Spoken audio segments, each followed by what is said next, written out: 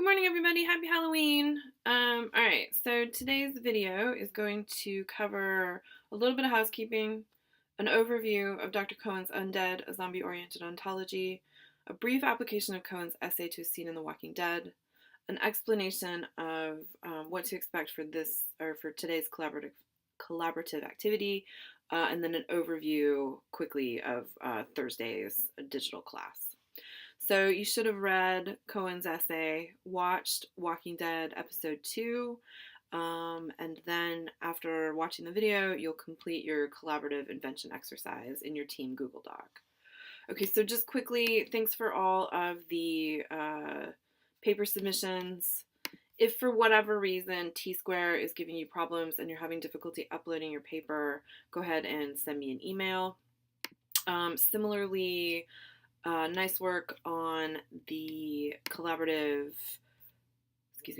sequence analysis. So I've gone through, I've read those. If you are part of the document, you can see my comments in the margins. So good work.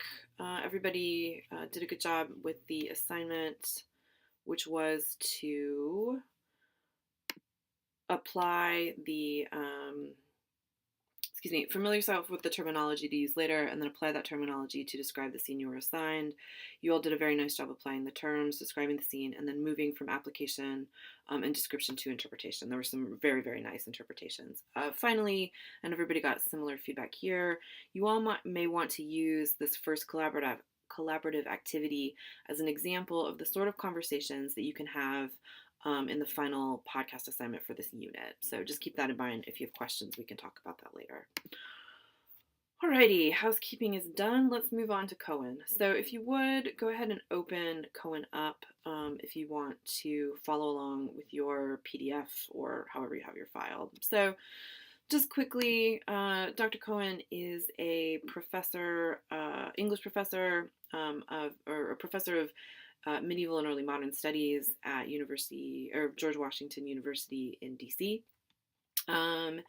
He started out as specifically as a medievalist who worked on all sorts of medieval things, but he published a fun and exciting book that details issues around monsters and monstrosity in medieval literature. Lately, he's been focusing on the same sorts of ecological and environmental criticism that we have read about all semester. So, without further ado, here is Dr. Cohen's essay.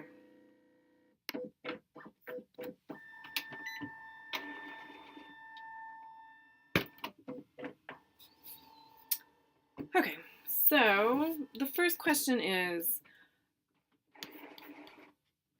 so from here, what does Cohen say he thinks the ghost he saw in his dream wanted from him? Or what is the source of her wrath? Right? And so here we are in the essay. So he tells us that he went to Brown to give a lecture and that he stayed at this old Georgian house, a house featured in an H.P. Lovecraft novel or short story. And then in the middle of the night, he was awoken by a woman in a flowing black dress who glared at him, and that he could tell, although she would not speak, I knew the source of her wrath. She wanted me to tell her what she wanted. So, and then again, she stood in fierce silence, her demand unrelenting. Although it scared him and he leaves as soon as possible in the morning, he doesn't really think about the ghost story and doesn't really talk about it for a very long time until he turns to the project that he's working on now, which is researching ecological approaches to literature and the reconsideration of the agency of the inhuman. So he eventually discovers, through this sort of roundabout way, through thinking about the agency of the inhuman, about ecological issues, about this notion of the undead, which he says, the undead names the zone of restless and perplexing activity from which monsters arrive, a gap in the fabric of the known world that opens a space neither real or chimerical. He eventually discovers that what the ghost desired was materiality. right? So, in a way, the ghost lady was jealous of Professor Cohen because he had in abundance what she lacked, that is substance. He calls her the harbinger of the zombie apocalypse, not because a wave of zombies crash into, excuse me, into his room, but because the zombie, who he takes as a metaphor for the sort of substance that ghosts lack, follows or comes after ghosts and vampires in the U.S. cultural imagination. Another thing quickly that I wanted to draw your attention to is a note on Cohen's rhetorical choices in this opening. So we've seen all sorts of different opening forms, right? So who's this? Is this? Right, Clark opens with this idea of nature to say that something is natural or naturally presents to us a certain set of really sticky problems. So he opens with this problem, and then he's going to spend the remainder of the essay thinking about that problem. And then remember Morton, he opens with by introducing us, excuse me, to this brand new term, right? So this is the ecological thought, and now I'm going to spend the remainder of my introduction thinking through this notion of the ecological thought. And then Nixon gives us a still different rhetorical strategy for introduction, right? He opens with this kind of what I called an anecdote. So the island of Atlantis, according to Plato, vanished, blah, blah, blah, that helps him center his discussion around a really famous example that then he turns around into the sets of problems and ideas he wants to talk about. All right, so Cohen is the first example in Cohen's essay. We have the first example that we've had, but it's a pretty normal example of the personal narrative as an opening strategy. And just I asked you to consider how effective you find this opening. That's popular and useful.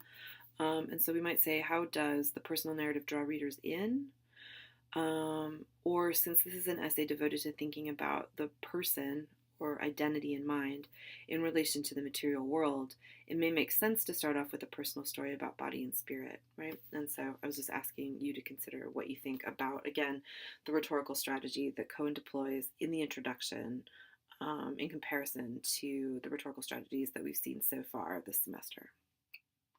Okay, question number 2. What is speculative realism that Cohen also calls object-oriented philosophy?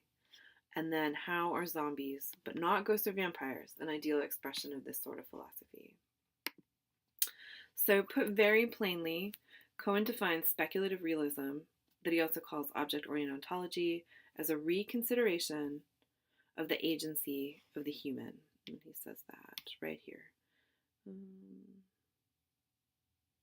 To provoke and frame my thinking, I've been researching ecological approaches to literature and the reconsideration of, quote, the agency of the inhuman that has been called speculative realism and more specifically object-oriented philosophy. And so we've seen this sort of thinking before, right? Remember Morton's ecological thought, which he defines as a vast sprawling mesh of interconnection without definite center or edge. He also calls the ecological thought a radical intimacy, coexistence with other beings, sentient and otherwise. Clark argues that understanding the Anthropocene beyond its strictly geological reference gives rise to, quote, a sense of the plurality, multiple agency, and unpredictability, and the compromised condition of the natural world. And that's on page 80 in Clark. And then so here we are again in Cohen seeing a similar hypothesis, but in a slightly different context with slightly different applications. And so for Cohen, the zombie then becomes the ideal metaphor for speculative realism or, object-oriented ontology, because it shows the ways in which what's inhuman, like bits and pieces of bodies, right, have agency even after like identity or personhood or the mind of the person has died, right? So it's a kind of a specific kind of undead. All right, next question is, okay, so according to Cohen, what are some reasons for the zombie's recent ubiquity? So this essay was written a little while ago, and we might, if we were face to face, talk about whether or not the zombie has experienced his zenith and whether or not maybe different forms of cultural imaginary have eclipsed the zombie, but let's just, for the sake of argument, say that the zombie is himself as ubiquitous as ever. Um, so Cohen suggests that, given the stakes of human-caused climate change, we find ourselves living in a period that Cohen calls, or that Cohen says, imagines itself teetering on the edge of terminal catastrophe. And he says that, where's that? Here. So he says that we live in a culture that imagines itself as teetering on the edge of terminal catastrophe, and so that the zombie, unlike ghosts or vampires, suggests the advent or announces the termination of human hegemony. And he says that over on page 404. I'm sorry, 401. All right, so down here. Unlike the ghost or the vampire, the advent of the zombie announces the termination of human hegemony. So just like Clark, just like Morton, the zombie's a really good metaphor for the period that we find ourselves in, because it's a kind of metaphor for the Anthropocene, right? A moment in which human-caused climate change is revisiting itself on human culture in a way that suggests that humans are not as in charge of things as they anticipated that they were. The other reason that the zombie is a good metaphor for the moment that we find ourselves in is this right here. So it's both a metaphor for the decline in human hegemony, and also the zombie, the zombie is a monster polyvalent enough to incorporate a multitude of fears, desires, traumas, and hopes, right? So that is to say that the zombie, or this sort of horde or swarm, can capture contradictory ideas that are important to our historical moment, right? Ideas that are like at odds with one another.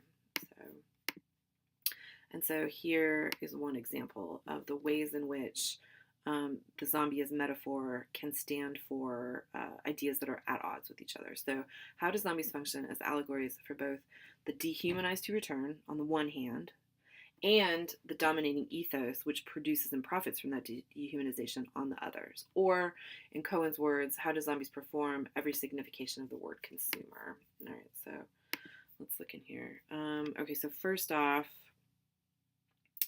we get,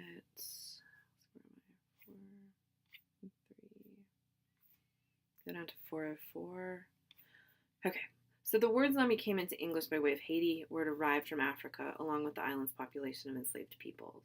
The folkloric zombie is a reduction of person to body, an utterly dehumanized laborer, an utterly dehumanized laborer, compelled relentlessly to toil, brutally subjugated, even in death. Cohen argues that despite the constant effort to erase the ways in which U.S. society still operates according to this initial race-based system of inequity that privileged the few at the expense of the many, the zombie, quote, figures the return of the injustices we quietly practice against people we prefer to keep invisible. That's down here. The zombie figures the return of the injustices we quietly practice against people we prefer to keep invisible. So that's, on the one hand, the ways in which the zombie is a figure of like the dehumanized that returns. But then at the same time, which is why this is a useful metaphor, why we're spending so much time on it, the zombie can also figure the forgotten, on the one hand, they figure the forgotten, exploited, and dehumanized. But then on the other hand, they're also an allegory for the culture in its entirety, or at least for its dominating ethos. That is to say, the zombie is a metaphor for the return of the repressed, but also because they're relentlessly driven to devour, grasp, extract, and expend, the zombie covers just about every signification of the word consumer. And given that this notion of like consumer or excessive consumption is the thing that produces the repressed to begin with, we have a metaphor that's really useful for the moment that we find ourselves in. And then just as a side note, so George Romero's Day of the Dead is set in a suburban shopping mall, and it acts as a kind of, all of the Romero texts act as a kind of text for pop culture zombie stuff that follows. And I just wonder if The Walking Dead in the first episode, where Rick and Andrea are having that conversation in the store, if that is a kind of nod or citation of Romero's famous movie. So, all right. And then, all right, finally, how do zombies challenge the idea that human bodies are subordinate to an idea of personhood or subjectivity? Or how does a show such as The Walking Dead illustrate the inhuman agency that resides in the pieces and substances that we totalize for a while into a body that we call ours? I get that this is a little potentially confusing, but we might say that it seems as though human minds control human bodies, and when people or when people die, or when the mind dies, with the body's supposed to die with it.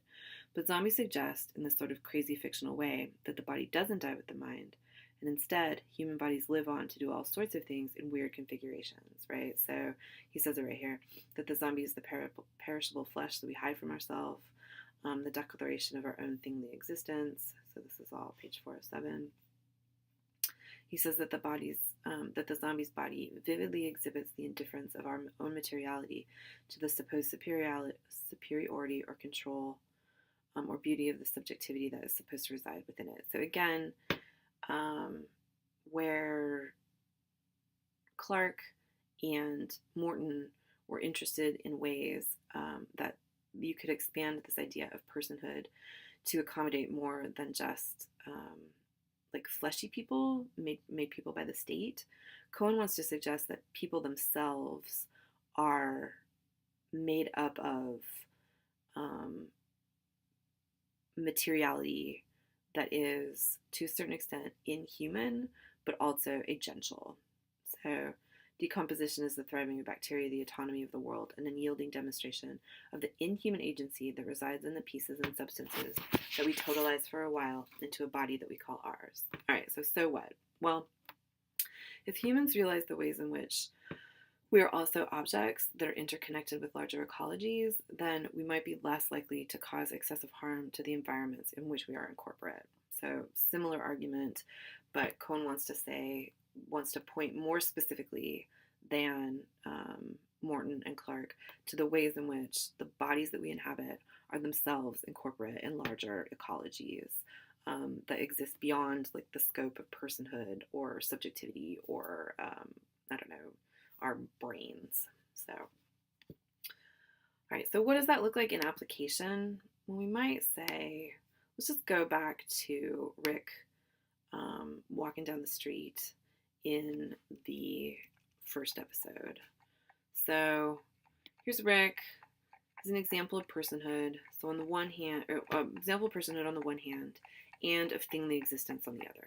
So on the one hand, his uniform, his ability to use tools, to ride the horse, to talk to other people, mark him as a person, right? But at the same time, his personhood is super tenuous, in part because the institutions that convey personhood have been destroyed. So his identity is not as clear as before the apocalypse. And then also I want to say that besides the fact that he loves his family, he may want to find them because they give him ownership over his own materiality, right? So the family becomes the institution that grants to all of the members of the family a kind of personhood, which is itself a dominion over like the inhuman components of his body. But when Rick, I'm getting close.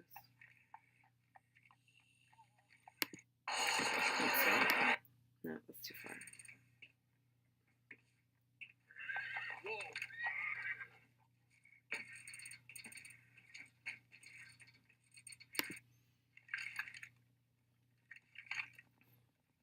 All right, we're waiting for Rick to turn the corner.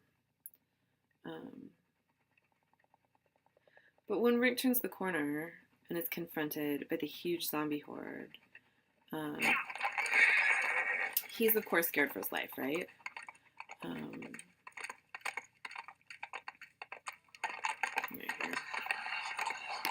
Alright, scared for his life. They're gonna kill him and eat him.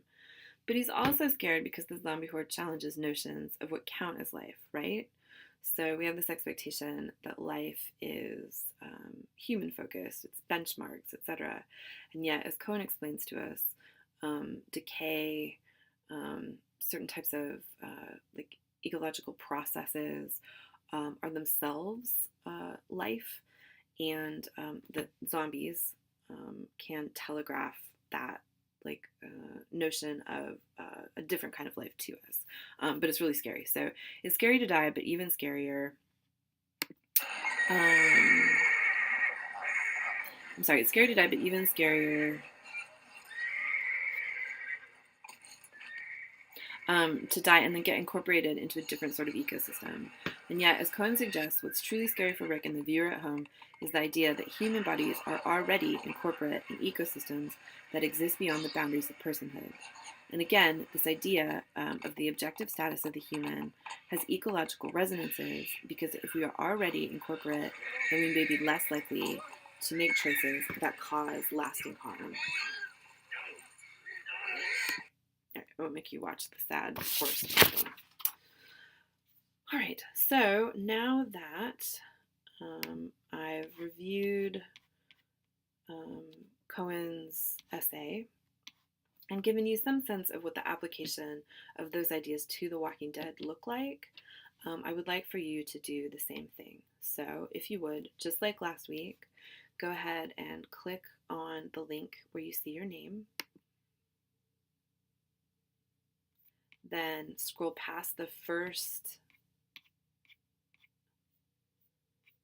activity down to collaborative invention exercise. So here, team 2 is Kasona, Cami, David, Yo, Tom, and Morgan. And then if Kasona wants to respond, she finds her name, Kasona, and then a question that links this notion of the objectional status of the body to the top shot in the opening sequence. And so everybody has his or her own specific question that takes a little bit of Cohen and applies it to a portion of The Walking Dead. So if you would, I'm not worried about word count.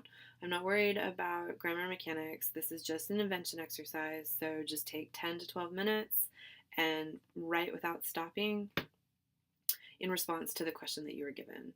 And so the goal here is, to a certain extent, is to describe The Walking Dead with the vocabulary that Cohen gives us, but it's also an invention exercise. So these ideas are a little out there, but they should help us like knock loose some creative and exciting things about the ways in which zombies help figure nature after nature, right?